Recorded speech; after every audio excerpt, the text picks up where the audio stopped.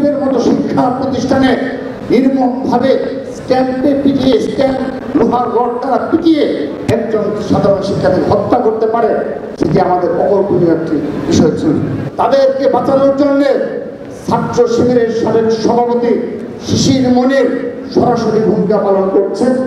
2019 সালের 6 অক্টোবর রাতে, গভীর রাতে আবরার ফাহাদকে শেরবাংলা হলে যেভাবে নির্মমভাবে পিটিয়ে হত্যা করা হয়, সেই গভীর রাতে আমরা অবগত হয়েছিলাম। ঢাকা বিশ্ববিদ্যালয়ের ছাত্রদল এবং ছাত্রদল কেন্দ্রীয় সংসদ সে সময় খুব গুরুত্বপূর্ণ ভূমিকা পালন করেছিল। আমরা যখন অবগত হলাম, তখনই আমাদের অনেক সহকর্মী বুয়েটের আশেপাশে অবস্থান নেওয়ার চেষ্টা করেছে। যখন আমরা মৃত্যুর সংবাদ পেয়েছিলাম এবং যখন সেই সিসি ক্যামেরা ফুটেজ প্রকাশিত হলো, পুরো বাংলাদেশ একটি ভয়ানক পরিস্থিতির সৃষ্টি হলো।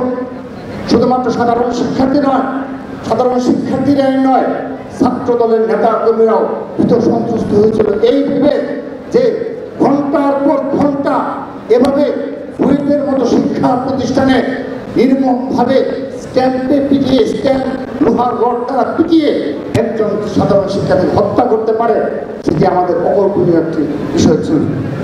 কিন্তু তারপর দিন আপনাদের মনে রয়েছে, মুষলধারে বৃষ্টিকে উপেক্ষা করে এই ঢাকা বিশ্ববিদ্যালয় ক্যাম্পাসে সর্বাগ্রে প্রতিবাদ জানিয়েছিল বাংলাদেশ জাতীয় ছাত্র দল। সেদিন শত অতীতের গুমকে উপেক্ষা করে আমরা জেনেছিলাম, আমরা অবগত ছিলাম, সবসময় আমাদের যে কোনো সময় নির্মম নির্যাতন আমাদের উপর হতে পারত, সে মিছিলে হামলা হতে পারত এবং আমরা যে বাড়ি ফিরে যেতে পারবো তেমন কোনো নিশ্চয়তা ছিল না। আমরা কিন্তু 7 অক্টোবর থেকে বাংলাদেশ জাতীয় ছাত্রদল ঢাকা বিশ্ববিদ্যালয় ক্যাম্পাস সহ বাংলাদেশের সকল শিক্ষা প্রতিষ্ঠানে এর প্রতিবাদ জানিয়েছি, আমরা লড়াই করেছি, সংগ্রাম করেছি। কিন্তু অতীব দুঃখের বিষয়, এই বিগত 17.5 বছর 15.5 বছর যারা এই আবরার ফাহাদকে হত্যার আগের যে পরিস্থিতিতেও যারা ছাত্রলীগের পতাকা তলে আশ্রয় ছিল এবং আবরার ফাহাদকে হত্যার 5 দিন আগেও যারা ছাত্রলীগের মিছিলে নেতৃত্ব দিয়েছে এবং আবরার ফাহাদকে হত্যার পরবর্তী বাস্তবতায়ও যারা ছাত্রলীগের লিডিং পর্যায়ে ছিল, পদপ্রত্যাশী ছিল এবং পদের অধিকারী ছিল, আজকে তারা দেশ ও জাতিকে সাহসিকতার গল্প শোনায় এবং ছাত্র রাজনীতি সম্পর্কে তারা যাদের বিন্দু মাত্র অবদান ছিল না, তারা আজ নীতি নির্ধারক ভূমিকা অবতীর্ণ হতে চায়। আমরা স্পষ্টভাবে বলতে চাই, আমরা কনফিডেন্স সহকারে বলতে চাই, ডাকসু এবং জাকসুর পরবর্তী বাস্তবতা আমরা অবগত রয়েছি। কিন্তু সেই সাথে তাদেরকে অবগত থাকতে হবে, আজকে এখানে যারা উপস্থিত, যারা 2019 সালের 7 অক্টোবর আবরার ফাহাদের হত্যার প্রতিবাদে সারা বাংলাদেশে হাজার হাজার ছাত্র দলের নেতা কর্মীরা যারা প্রতিবাদ জানিয়েছিল, যারা 2024-এর জুলাই আগস্ট গণঅভ্যুত্থানে নেতৃত্ব দিয়েছে, তারা কিন্তু এখন পর্যন্ত জাগ্রত রয়েছে। তাদেরকে মনে রাখতে হবে, আমরা সেই আদর্শে বিশ্বাসী। আমরা দীর্ঘ লড়াই সংগ্রাম করে আজকে একটি অবস্থানে আমরা পৌঁছেছি।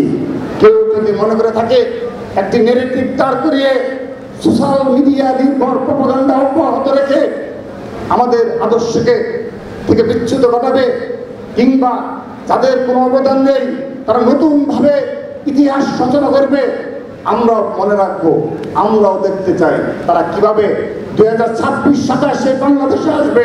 আমরাও দেখবো, আমরাও থাকবো, কিভাবে তারা সেই ইতিহাস বিকৃত করে নতুন ইতিহাস লিখতে পারে, আমরা দেখব। প্রিয় উপস্থিতি, আপনারা জেনেছেন গতকাল আমাদের সিনিয়র সহসভাপতি ইতিমধ্যে সে বিষয়ে অবতারণা করেছে। গতকাল আবরার ফাহাদের ভাই আবরার ফায়াজ একটি আলোচনা টকশোতে এবং তারও আগে তিনি সোশ্যাল মিডিয়ায় ফেসবুক স্ট্যাটাসের মাধ্যমে তিনি বেশ কিছু বিষয় অবতারণা করেছেন। তার মধ্যে উল্লেখযোগ্য বিষয় হলো এই হত্যাকাণ্ডের সাথে সরাসরি সম্পৃক্ত মুনতাসির আল জেমি নামে যে ছাত্রলীগের সন্ত্রাসী বলে আমরা তাদের যাকে চিহ্নিত করা হয়েছে, তিনি 6 আগস্ট কারাগার থেকে পালিয়ে গেছে। আজকের দিন পর্যন্ত তাকে গ্রেপ্তার করতে সক্ষম হয়নি। আবরার ফায়াজের ভাই, পরিবার এবং ছাত্র দলের পক্ষ থেকে আমরা গভীর উদ্বেগ জানিয়েছি। 1 বছরের অধিক সময় অতিবাহিত হয়েছে, কিন্তু সেই মৃত্যুদণ্ডের প্রাপ্ত আসামিকে আজকের দিন পর্যন্ত গ্রেপ্তার করতে সক্ষম হয়নি। উপরন্তু তাদেরকে বাঁচানোর জন্য ছাত্র শিবিরের সাবেক সভাপতি শিশির মনির সরাসরি ভূমিকা পালন করছেন এবং এই মৃত্যুদণ্ডের কার্যকর না হয় সেজন্য তিনি ভূমিকা পালন করছে বলে ইতিমধ্যে প্রতীয়মান হয়েছে। সেজন্য আবরার ফাহাদের ভাই, পরিবার সহ আমরা সবাই উদ্বিগ্ন যে এই ধরনের গুপ্ত রাজনীতির কারণে আজকে সাধারণ শিক্ষার্থীদের মনে যে প্রশ্নের উদ্বেগ হয়েছে তার সঠিক জবাব যাদেরকে চিহ্নিত করা হয়েছে তাদেরকে দিতে হবে। যাদের দিকে আঙ্গুল তোলা হয়েছে তাদেরকে এই জবাব ভবিষ্যতে দিতে হবে। যতদিন এই আবরার ফাহাদকে স্মরণ করার জন্য আমরা এই স্মরণ সভার আয়োজন করব, যতদিন খুনি হাসিনার আমলের সংগঠিত প্রতিটি হত্যাকাণ্ডের বিচারের দাবি আমরা আদায় করব, রাজপথে থাকবো, আলোচনা সভা সেমিনার করব। সবগুলো সভা সেমিনারে আমরা স্পষ্টভাবে মুনাফিকি গুপ্ত রাজনীতিকে স্মরণ করিয়ে দেব। দেশে দেশে সবার সাথে দ্য নিউজ।